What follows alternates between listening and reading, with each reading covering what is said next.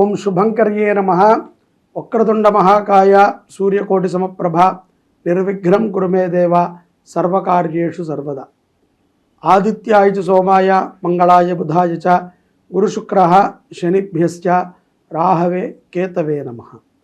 గురుబ్రహ్మ గురుర్విష్ణుః గురుర్దేవో మహేశ్వరః గురు సాక్షాత్ పరబ్రహ్మ తస్మై శ్రీ గురవే నమః.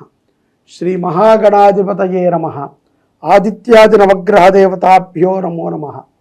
అస్మత్ శ్రీ గురు చరణారవిందాభ్యా నమః. శ్రీ శ్రీ శ్రీ గణపతి సచ్చిదానంద సద్గురుభ్యో నమో నమః. మీనరాశి వారికి 2025 జూన్ నెలలో గల గోచార ఫలితాలను తెలియచేస్తున్నాము. శ్రద్ధగా ఆలకించండి.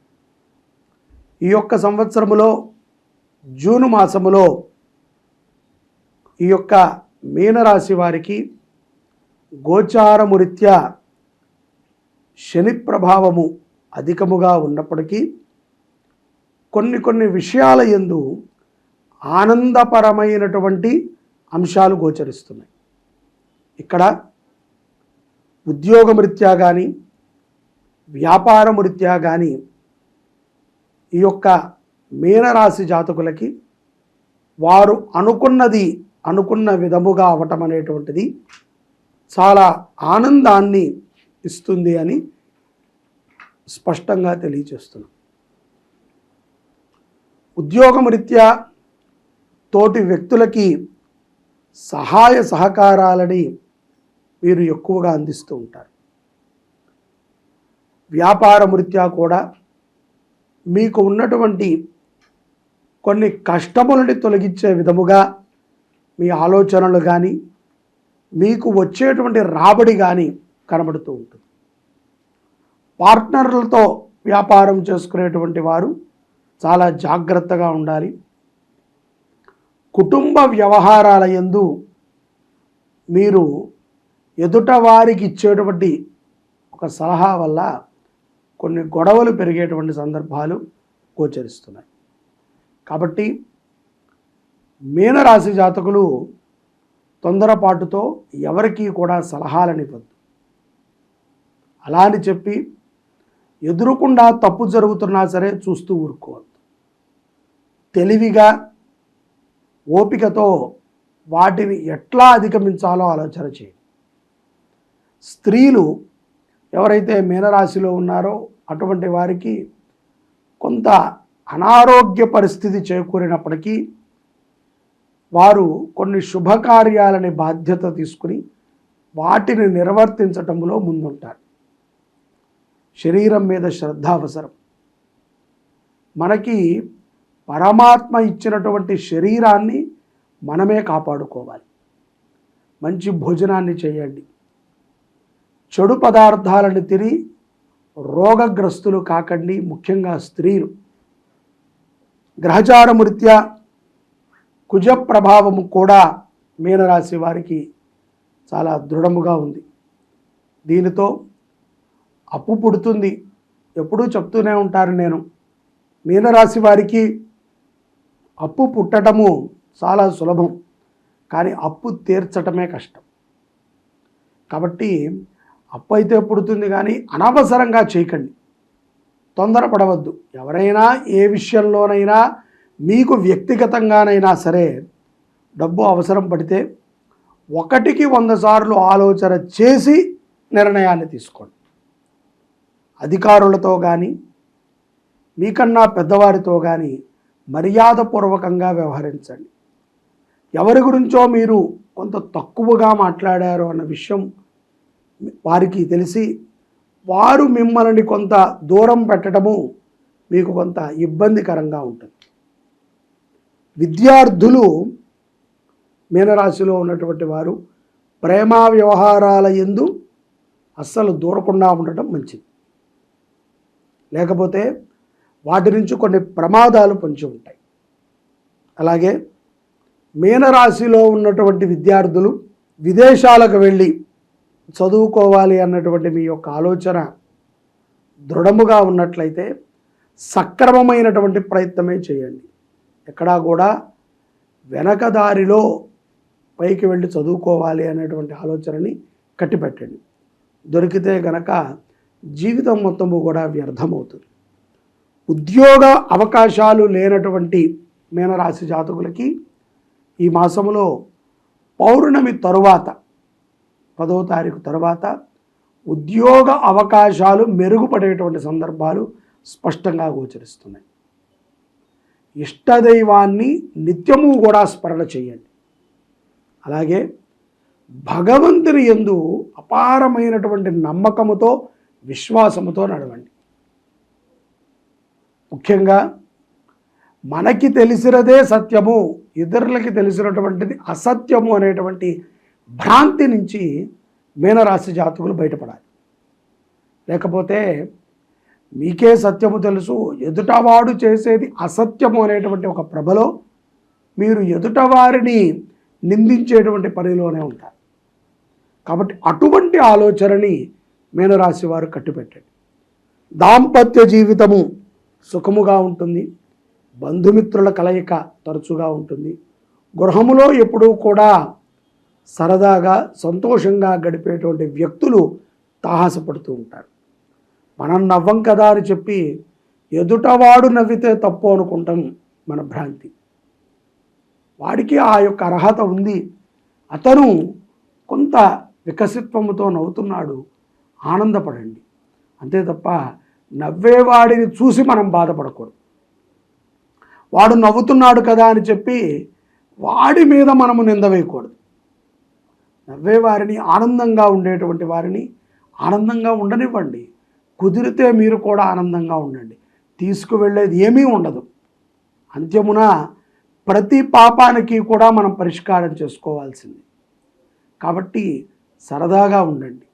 ప్రతి విషయాన్ని కూడా ఒత్తిడిగా ఆలోచన చేయకండి.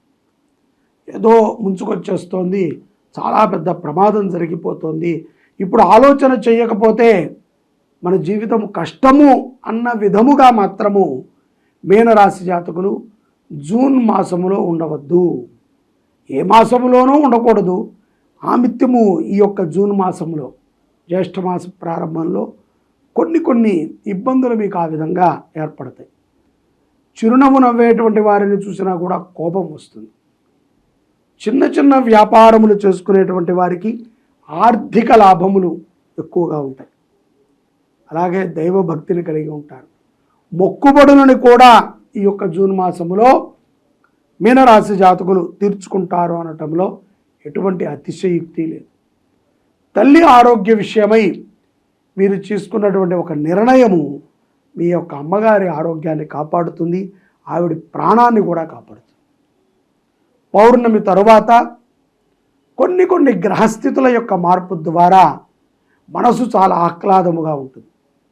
ప్రతి విషయంలో కూడా మీనరాశి జాతకులు ఉత్సాహాన్ని ప్రదర్శిస్తారు. బంధుమిత్రుల కలయిక ఎక్కువగా ఉంటుంది. శుభకార్యాలకి హాజరవుతారు. మీ ఆధ్వర్యములో ఒక కుటుంబాన్ని నిలబెట్టేటువంటి ప్రయత్నాన్ని కూడా మీనరాశి జాతకులు చేస్తారు. గోచారము రీత్యా కొన్ని ఏదైనా అవాంఛనీయములు జరిగేటువంటి సందర్భాన్ని ముందుగా గ్రహించి తస్మాత్ జాగ్రత్తగా ఉంటారు. అతిగా మాట్లాడేటువంటి వ్యక్తులు ఎక్కువగా పరిచయం అవుతారు. మనమే మాట్లాడుతున్నామంటే మనకంటే ఎక్కువ మాట్లాడతారు. దంపతుల మధ్య సయోధ్య కుదురుతుంది. నూతనముగా వివాహమైనటువంటి వారికి సంతాన ఫలము కూడా రాసి ఉంది.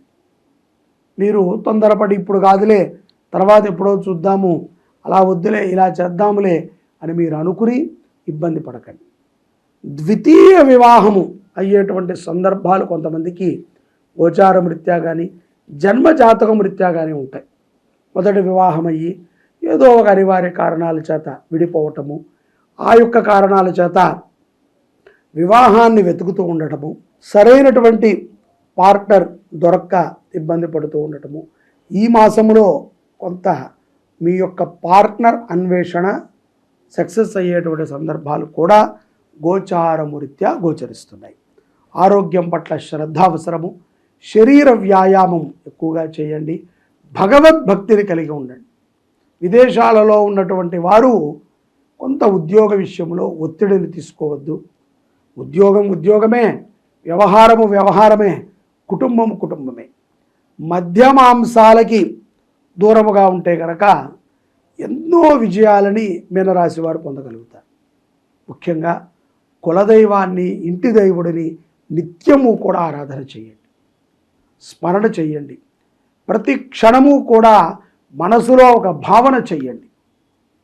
అతి ముఖ్యంగా ఇంటి దేవుడు చాలామందికి తెలియకుండా ఉంటారు. అలాగే మీ యొక్క గ్రామదేవత తెలియకుండా ఉంటారు.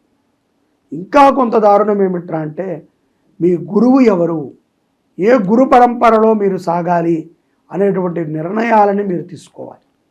ఎందుకంటే గురువు లేనటువంటి జీవితము అంధకారం, చీకటిలో ప్రయాణములానే ఉంటుంది. గురువుని విశ్వసించాలి, గురువుతో ప్రయాణము చేయాలి. గురువుగారు ఏది చెప్తారో దానిని తూచా తప్పకుండా పాటించడానికి ప్రయత్నం చేయాలి. అంతే తప్ప గురువుని ప్రశ్నించే విధంగా శిష్యుడు ఉండకూడదు. ఆయనకేం తెలియదండి అని చెప్పి మనమే నిర్ణయం తీసుకోకూడదు. గురువుని ఎంచుకునే ముందే గురువు యొక్క సామర్థ్యత ఏమిటి అనేటువంటిది మనం తెలుసుకుని ఉండాలి. అది తెలియటము చాలా అరుదు. అలాగే చాలామంది ఇవాళ రేపట్లో గురువులు అంటే ఏదో మ్యాజిక్లు చేసేవాళ్ళు, లేకపోతే వెంటనే మీరు అనుకున్న వెంటనే పని అయిపోతే వాళ్ళని గురువుగా తీసుకోవటం, పని కాకపోతే వాడికి ఏమీ రాదనుకోవటం. అతను గురువు అనేటువంటి వాడు మనకి కన్వీనెన్స్గా చెప్పేంత వరకు కూడా గురువుని అన్వేషిస్తున్నాడు. ఇది తప్పు.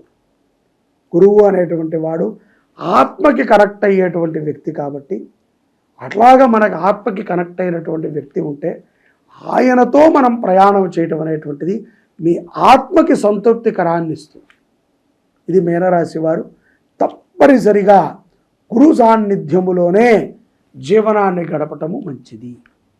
పౌర్ణమి తర్వాత అనేక మార్పులు జీవనంలో జరుగుతూ ఉంటాయి. వాటిని అనుసంధానం చేసుకుని విదేశాలలో ఉన్నటువంటి వారైనా, స్వదేశంలో ఉన్నటువంటి వారైనా, ఖాళీగా ఉన్నవారు ప్రతి ఒక్కరూ మీనరాశి వారు ఇష్టదైవ స్మరణ చేయండి. ఆవుకి పచ్చి కూరలని సమర్పణ చేయండి. మీనరాశి వారు ఎంత గొప్ప ఆనందము మీకు లభిస్తుందో ఊహాతీతం. అలాగే అమ్మవారికి వెండిని సమర్పణ చేయండి, ఆత్మసంతృప్తిగా ఉంటుంది మీనరాశి వారికి. ఓం రజతాచల శృంగాగ్రమధ్యస్థాయే నమో నమః. శ్రీ శుభంకరి దేవాలయము జీర్ణోద్ధరణ దేవాలయం. ఈ దేవాలయంలో గౌరీ సమేత శ్రీరుద్రస్వామి వారు ఉన్నారు. వెనకాల గౌరీ అమ్మవారు, ముందు స్ఫటికలింగం. ఈ గౌరీ అమ్మవారికి గత 5 సంవత్సరాల నుంచి కూడా దివ్యముగా దేవీ నవరాత్రులు, అనేక చండీ పారాయణలు, చండీ హోమాలు, నిత్యము కూడా చండీ పారాయణ కార్యక్రమం జరుగుతుంది. ఈ అమ్మవారికి ఈ యొక్క విశ్వావసు నామ సంవత్సరము దేవీ నవరాత్రులు ప్రథమమైనటువంటి రోజు, మొదటి రోజున స్వర్ణాలంకృత గౌరీ రూపంగా రజత చీరని అమ్మవారికి సమర్పణ చేయాలి భక్తుల సహకారంతో అని మేము అనుకున్నాం. దీనికి 6 కేజీల వెండి ఖర్చు అవుతుంది. అదే కాకుండా 2 మాసాల సమయం కూడా మనకి దానికి పడుతుంది. చాలామందికి ఈ విషయాన్ని మేము చెప్తున్నాము, తోచినంత వెండిని సహకారం అందిస్తున్నారు. 100 గ్రాములు, 150 గ్రాములు, 200 గ్రాములు, పావు కిలో, అరకిలో, కిలో, ఈ రకంగా సహకారం అందిస్తున్నారు. ప్రస్తుతము 1 కేజీన్నర నుంచి 2 కేజీల మధ్యలో వెండి సమకూరింది. ఇంకా 4 కేజీల వెండి అమ్మవారి చీరకి కావాలి. ఈ ఆషాఢ మాసం లోపు అమ్మవారి చీర కోసము మీకు తోచిన విధంగా వెండి సహకారం అందించండి. దానికి మీరు కింద ఉన్నటువంటి నెంబర్ని సంప్రదిస్తే ఎంత, ఏ గ్రాముకు ఎంత అనేటువంటి విషయాలను కూడా మీకు చెప్తారు. మీకు తోచిన విధంగా అమ్మవారికి నిరంతరము అలంకృతమై ఉండేటువంటి ఆ యొక్క వెండి చీరలో మీరు కూడా భాగస్వాములు కండి. మీరు కూడా అమ్మవారిలో ఒక అలంకృతమై ఉంటారు అని నేను భావిస్తూ ఈ అవకాశాన్ని మీకు కల్పిస్తున్నాను. జై శుభంకరి.